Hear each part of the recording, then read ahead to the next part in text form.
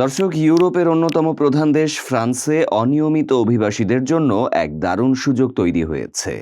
শ্রমবাজারে কর্মী সংকট মোকাবিলায় ফরাসি সরকার অবৈধ অভিবাসীদের বৈধতা লাভের নতুন সুযোগ উন্মুক্ত করেছে। এটি বহু অপেক্ষার পর একটি স্বস্তির খবর, বিশেষ করে যারা দীর্ঘদিন ধরে ফ্রান্সে কাজ করছেন। গত বৃহস্পতিবার ফরাসি সরকার একটি হালনাগাদ পেশার তালিকা সরকারি গেজেটে প্রকাশ করেছে। ফ্রান্সের শ্রম, স্বাস্থ্য, সংহতি ও পরিবার মন্ত্রণালয়ের সুপারিশে তৈরি এই তালিকায় অন্তর্ভুক্ত পেশাগুলোতে বর্তমানে কর্মরত অনিয়মিত অভিবাসীরা এখন টেম্পোরারি ওয়ার্কার বা এমপ্লয়ি ক্যাটাগরির অধীনে 1 বছরের জন্য অস্থায়ী বাসস্থান কার্ডের আবেদন করতে পারবেন। এটি একটি গুরুত্বপূর্ণ পদক্ষেপ যা তাদের কর্মজীবনের নিরাপত্তা নিশ্চিত করবে।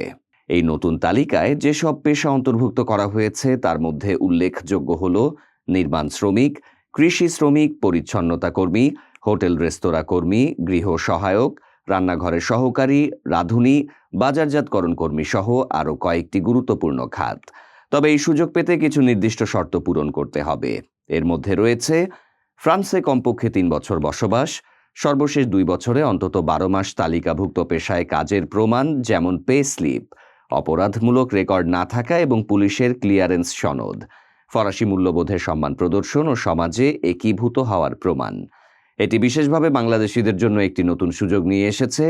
ফ্রান্সে বসবাসরত বহু বাংলাদেশি বর্তমানে নির্মাণ, হোটেল, রেস্তোরাঁ ও পরিচ্ছন্নতা খাতে কাজ করছেন, যা এই নতুন তালিকার অন্তর্ভুক্ত। তাই তাদের জন্য বৈধতার আবেদন করার পথ খুলে গেল। তবে ভাষা জ্ঞান এবং অন্যান্য শর্ত পূরণ করা তাদের জন্য গুরুত্বপূর্ণ চ্যালেঞ্জ হতে পারে। এই পদ্ধতি 2026 সাল পর্যন্ত পরীক্ষামূলকভাবে কার্যকর থাকবে এবং এবারই প্রথম আবেদনকারীরা নিয়োগকর্তার সরাসরি অংশগ্রহণ ছাড়াই নিজে থেকে আবেদন করতে পারবেন, যা প্রক্রিয়াটিকে আরও সহজ করবে। চাকরি বিষয়ক সরকারি সংস্থা ফ্রস ত্রাবাই পূর্বাভাস দিয়েছে যে 2025 সালে কেবল হোটেল রেস্তোরাঁ খাতেই 3,36,000 পদ শূন্য থাকবে, যার অনেকগুলো পূরণে কঠিন চ্যালেঞ্জ তৈরি হতে পারে।